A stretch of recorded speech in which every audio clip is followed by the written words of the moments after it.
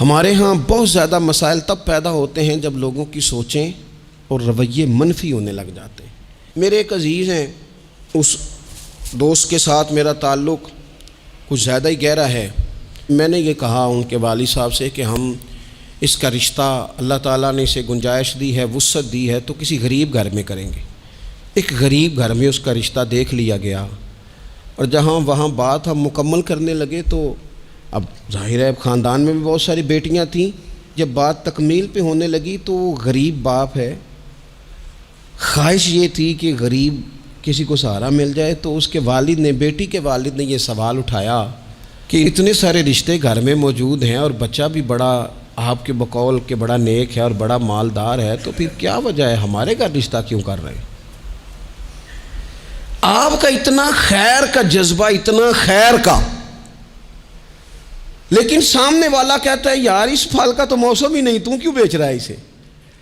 یہ تو نے اتنی خیر کی بات، رویے مثبت نہیں، لہجوں میں مثبت پن نہیں۔ ایک صاحب نے مجھے پرانی بات ایک دفعہ ٹیلی فون کیا، بڑی دور انہوں نے کسی پروگرام کی دعوت دی، تو میں نے کہا ٹھیک ہے میرے پاس وقت میں گنجائش ہے، میں آ جاؤں گا۔ کہنے لگے پیسے کتنے لیں گے؟ میں نے کہا نہیں کوئی پیسہ نہیں، میں انشاءاللہ آ جاؤں گا۔ کہنے لگے چلیں ٹھیک ہے، مروت کافی ہو گئی، اب بتا دیں کیا لیں گے۔ میں نے انہیں کہا یار آپ شرمندہ کرنے لگ گئے ہیں، میں وعدہ کر لیا انشاءاللہ آ جاؤں گا۔ کہنے لگے اگر آپ پیسے بھی نہیں لیتے اور اتنا لمبا سفر بھی آپ نے کرنا ہے، پھر آپ کے مقاصد کیا ہیں؟ یعنی بغیر موسم کا پھل لوگ کہتے ہیں یہ کیا بات ہو گئی جی؟ بہت سارے جھوٹوں میں آپ سچ بول رہے ہیں تو سچ اجنبی لگنے لگ جاتا ہے کہ اس نے سچ ہی بول دیا ہے۔ اتنی ساری منفی باتوں میں ایک مثبت بات کریں تو وہ مثبت بات تھوڑی انوکھی سی لگنے لگ جاتی۔ رسول کریم نے جب مثبت رویے دیے نا، مثبت، تو جو سوچیں صدیوں سے منفی ہو گئی تھیں وہ یہ خالص گھی ہضم نہیں کر سکیں۔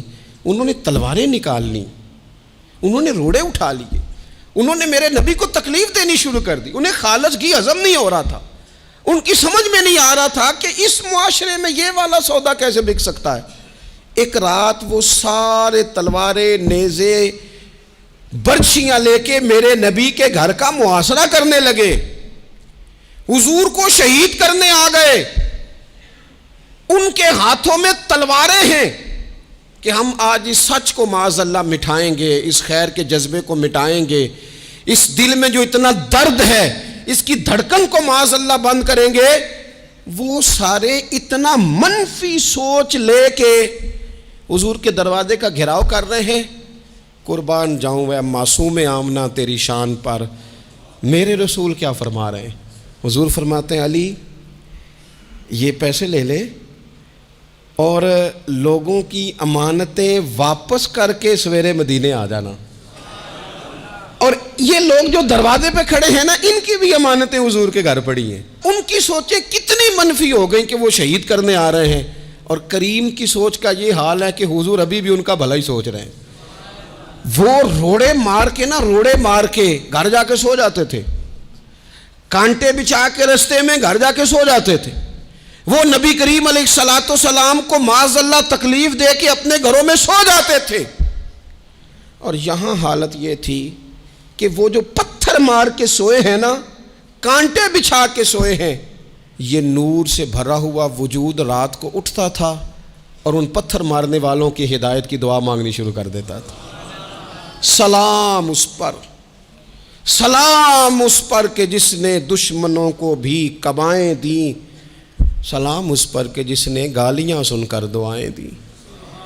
ایسا انوکھا انداز، اتنی مثبت سوچ، اتنا مثبت رویہ۔ وہ احد کے اندر آ کے نبی پاک کے دانت شہید کر گئے، 70 صحابہ کو شہید کر گئے، اور شہید کر کے بس نہیں کی۔ حضرت امیر حمزہ حضور کو پیارے تھے، چچا تھے، نبی کریم بڑا پیار کرتے تھے۔ حضرت امیر حمزہ کا ناک کاٹ دیا، آنکھیں نکال دیں، وجود سارا کاٹ دیا، حضور کی ساری داڑیاں آنسوؤں سے بھر گئی۔ اتنا پیار حضور کو چچا سے، لیکن جب کہا نا حضور دعا کر دیں یہ تباہ ہو جائیں، تو نبی کریم کہنے لگے نہیں بھائی، میں تو یہ دعا کروں گا یا اللہ انہیں ہدایت دے دے، انہیں پتہ ہی نہیں یہ کیا کر رہے ہیں، شعور نہیں نا یار، تھوڑا سا مثبت ہو جائیں زندگی میں، تھوڑا سا مثبت ہو جائیں۔ اور حضور نے پتہ کیا فرمایا ہے؟ مسلم شریف کے لفظ ہیں، حضور فرماتے ہیں اچھا سوچنا، اچھا گمان کرنا یہ عبادت ہے۔ تو کچھ نہ کر، تو بس اچھا سوچا کر، اچھا رویہ اختیار کر۔